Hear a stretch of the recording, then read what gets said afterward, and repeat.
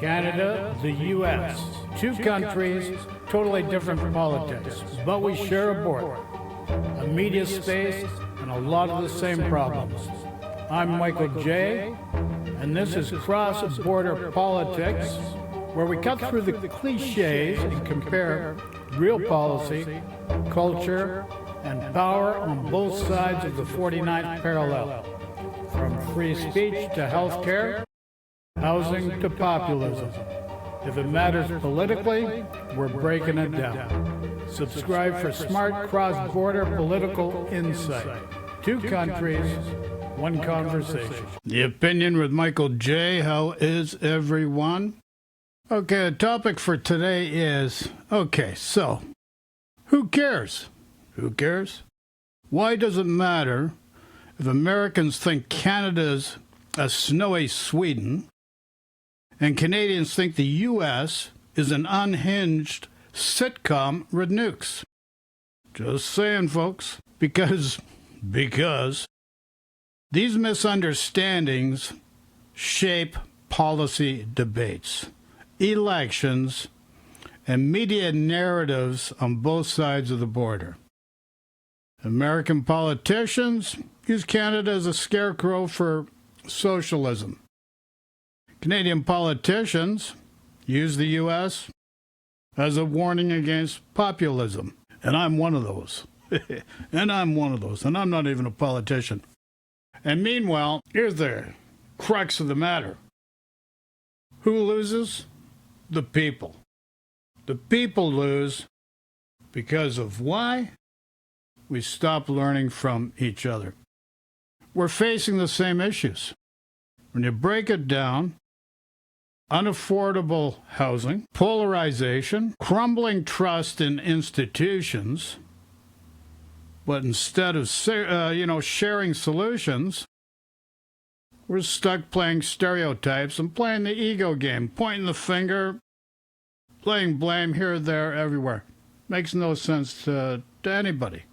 So, number one, we got this worldwide tariff war going on, and I'm glad Canada does not have a trade deal, because any trade deal up to this point in time, and today is August the 2nd, 2025, any of the trade deals, so-called trade deals, because nothing's been inked, they're basically memorandums of understanding, minutes of agreements to form a more comprehensive agreement, which probably a lot of these countries will not do because of the stipulations in these MOUs and minutes of agreement. They're just friggin' ludicrous. So, here's the deal. Carney, just keep doing what you're doing. Right now, we've got USMCA, used to be the Free Trade Agreement, whatever, deals with most of our stuff. What we really need is a comprehensive unity of all our premiers in Canada from the West Coast to the East Coast. And what do I mean by that?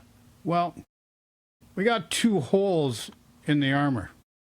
And the two holes are Scott Moe in Saskatchewan and Danielle Smith in Alberta. And you'll say, well, why do you say that? Because they allow American booze to come into their provinces. Bourbon will affect a blue state. We need a cohesive, unified, forget about American liquor, don't take it. Stop it now, Saskatchewan. Stop it now, Alberta. Stop playing both sides of the fence, because that's a losing game that you don't win, your people don't win, and Canadians don't win playing. And it's as simple as that. So now let's look at what the effect of the tariffs have had in the American economy. Fox News. Fox News, you say? Yeah, Fox News. Let's bring up Fox News. Yikes. Is that Fox News? That's Fox News. Take it away. 73,000 jobs.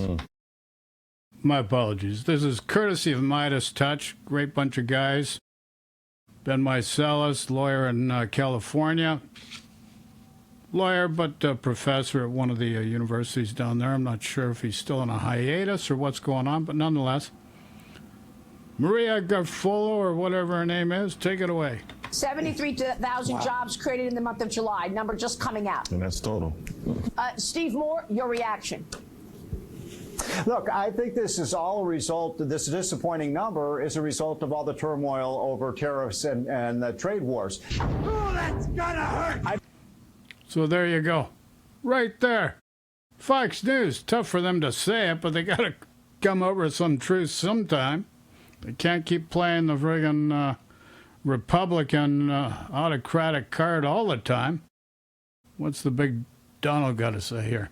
I believe the numbers were phony, just like they were before the election, and there were other times. So you know what I did? I fired her. Yeah, Donald the Stump Trump, Agent Orange, doesn't believe the numbers. Can you believe it? He doesn't believe the numbers. Holy moly. Speaks for the reporters. That's gonna hurt! I believe the numbers were phony, just like they were before the election. The numbers were phony. You know, it's amazing how this fallback, the election of 2020, was rigged and it was phony. Everything that does not go his way is phony. But the numbers tell the truth. The numbers. But guess what? This guy Trump, you say? Yeah, this guy Trump. Let's get him front and center. This guy Trump plays the game of looking out for himself, number one, looking out for his cronies, number two, and then number three, looking out for himself again, number four, looking out for his cronies, and rinse and repeat. And that's it. He doesn't care about anybody else. Ironically enough, 22 to 24% of the population actually elected this guy. Meanwhile, Jeffrey Epstein went on the record. I witnessed Epstein making the disclosure. Epstein said Trump is a functioning illiterate. Meanwhile, 28% of the population in the United States of America are functioning illiterates. So somehow, 22 to 24% of that segment of the population elected this president, Donald J. Trump. Between 0.4 and 0.6% of the population actually had prudence guiding them in a more balanced manner and didn't cast their vote towards Trump. But nonetheless, you got Trump. The world's got to deal with this guy. Narcissistic, demagogue, and that's and that's the actual reality of the situation. He doesn't care about anybody. And I'll tell you why. Because also with Epstein, and I witnessed this, Epstein said the guy doesn't understand cause and effect. So therefore, if he doesn't action, he doesn't understand how it could affect other people. The only time he really understands that when he's got to get back at people and hurt people because his little ego has been hurt. And that is the reality with Michael J. So let's move forward here. Going to go to the next topic at hand here. Take it away. It is day 194 of the second Trump administration, and it was not a good day for the Trump economy. On Wall Street, the Dow, S&P, and NASDAQ all lost more than a full percentage point. The sell-off comes after Trump rolled out a list of new tariff rates on countries that haven't reached trade deals with the U.S. Those new rates take effect 1 week from today. But the big headline, the real story, was the labor market. Economists were set to see a weak July jobs report today, but it was even worse than expected. It was so bad, that Donald Trump immediately found someone to fire. The U.S. added just 73,000 jobs in July, but the report also revised the numbers for the previous 2 months. The original job number for that period was 291,000 jobs.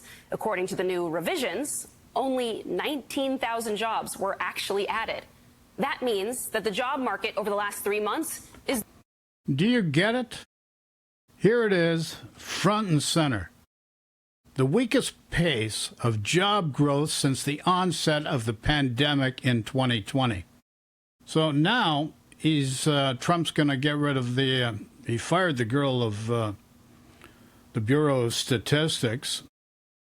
So now, so that he can actually get a yes person in place to change the narrative to satisfy him. In Canada, we had the same situation back during, I think, 2006 to 2015 under Stephen Harper, where he muzzled Statistics Canada. But Harper's not to the degree this guy Trump is. Trump is using the United States as his feudal fiefdom to exert his will on everyone and everything in the world for his benefit. And that's the reality of what's going on right now. That's the reality of Michael J. You thought it was the opinion? It's now the reality. The weakest it's been since the beginning of the pandemic.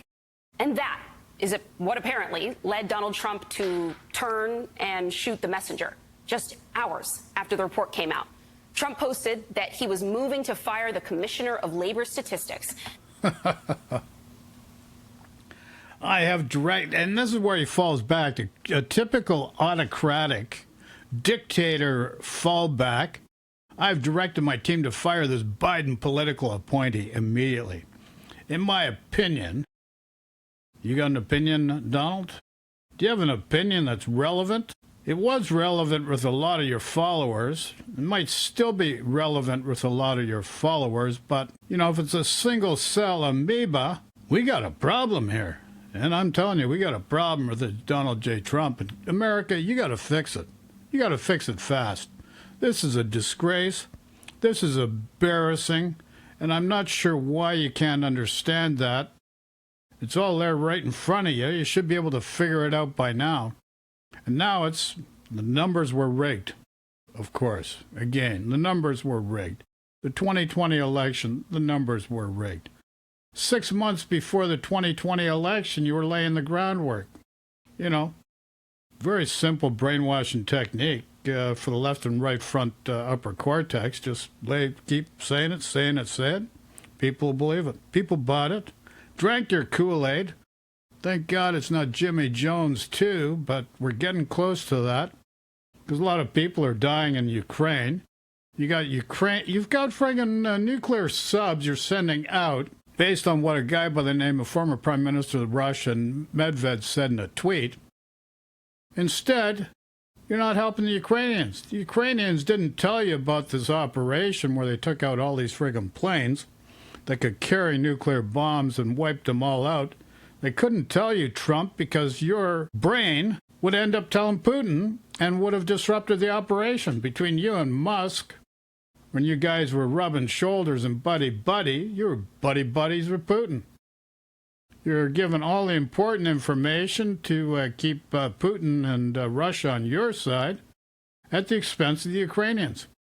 Meanwhile, instead of spending all that money on putting Russian or U.S. nuclear submarines out and to threaten the Russians with, why don't you just take care of the Ukrainians like you agreed to under Bill Clinton in 1994, and therefore get Crimea back and the rest of the Ukraine back, and back to the original Commonwealth independent states that was agreed upon with the dissolution of the original Soviet Union.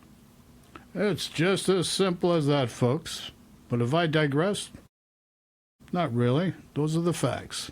Because she was appointed by former President Biden. He also wrote, without a shred of evidence, that he believes the job numbers were rigged to make him look bad. Trump talked about the firing before getting out of Washington for the weekend. I've always had a problem with these numbers. You know, I was thinking about it this morning. Before the numbers that came out, I said, who is the person that does these numbers? And then they gave me stats about before the election. I had a similar problem. I mean, she gave out numbers that were so good for the Democrats. It was like unbelievable. And then right after the election, she corrected those numbers with, I think, almost 900,000 corrections. I think nobody had ever seen anything like it.